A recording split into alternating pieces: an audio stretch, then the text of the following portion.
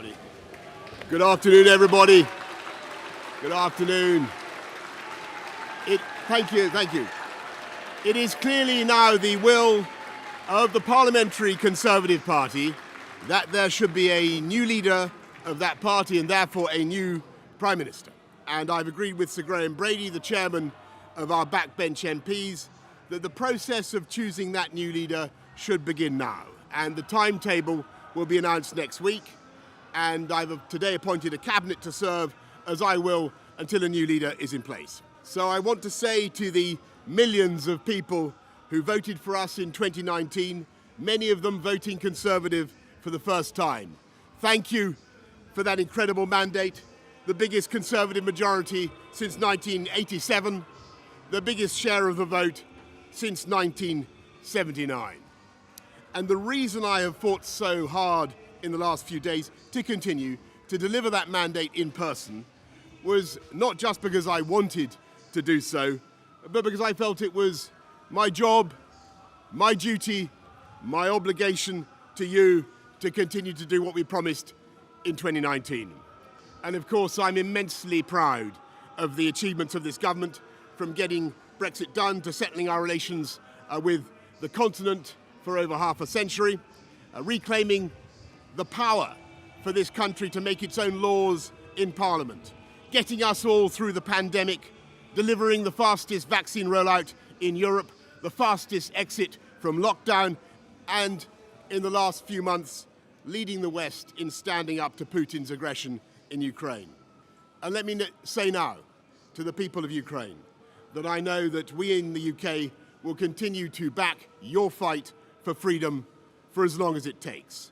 And at the same time, in this country, we've been pushing forward a vast program of investment in infrastructure and skills and technology, the biggest in a century, because if I have one insight into human beings, it is that genius and talent and enthusiasm and imagination are evenly distributed throughout the population, but opportunity is not. And that's why we must keep levelling up, keep unleashing the potential of every part of the United Kingdom. And if we can do that in this country, we will be the most prosperous in Europe. And in the last few days, I've tried to persuade my colleagues that it would be eccentric to change governments when we're delivering so much, and when we have such a vast mandate, and when we're actually only a handful of points behind in the polls, even in mid-term after quite a few months of pretty relentless sledging, and when the economic scene is so difficult domestically and internationally. And I regret not to have been successful in those arguments, and of course it's painful not to be able to see through so many ideas and projects myself.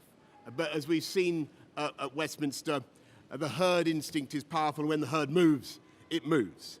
And my friends, in politics, no one is remotely indispensable.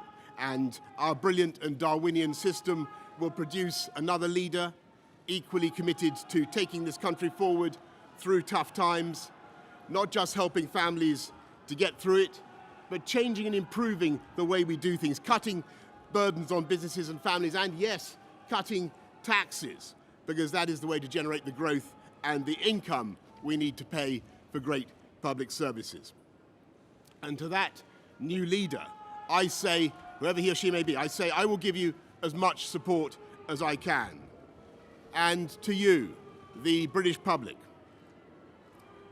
I know that there will be many people who are relieved, and perhaps quite a few who will also be disappointed.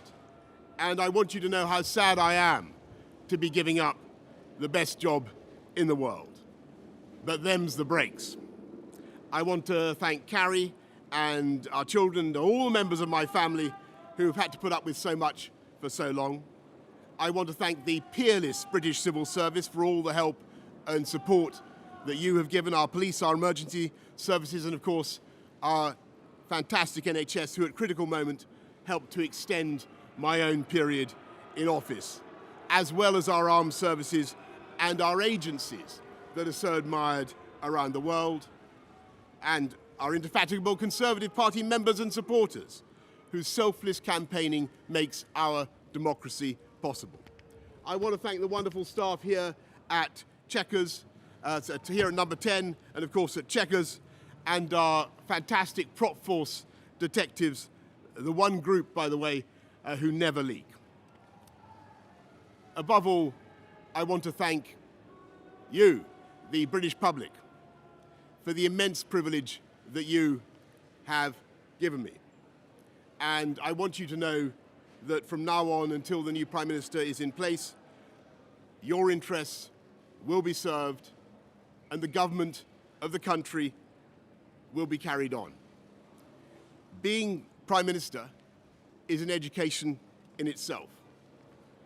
I've travelled to every part of the United Kingdom, and in addition to the beauty of our natural world, I've found so many people possessed of such boundless British originality and so willing to tackle old problems in new ways that I know that even if things can sometimes seem dark now, our future together is golden. Thank you all very much. Thank you.